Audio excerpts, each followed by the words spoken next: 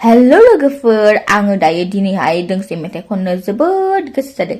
दायो आं नोंथांमोननि सिगाङाव बे मेथाइखौ खननानै दिन्थिनोसै आङो स्रायै।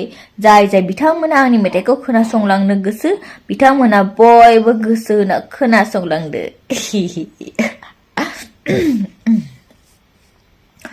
धोनसिरि दैमाजिरि, धोनसिरि दैमाजिरि, सना माइनाव आसामफुरि, दे रंजादे आय' बर' हारि, दे रंजादे आय' बर' हारि।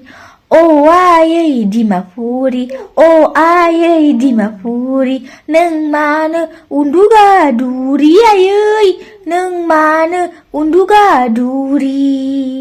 धोनसिरि दैमाजिरि, धोनसिरि दैमाजिरि, सना माइनाव आसामफुरि, दे रंजादे आय' बर' हारि, दे रंजादे आय' बर' हारि।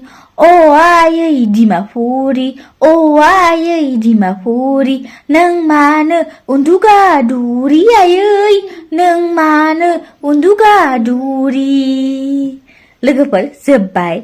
आंहा गेजेर ससेयाव नांथाना होबाय लोगोफोर।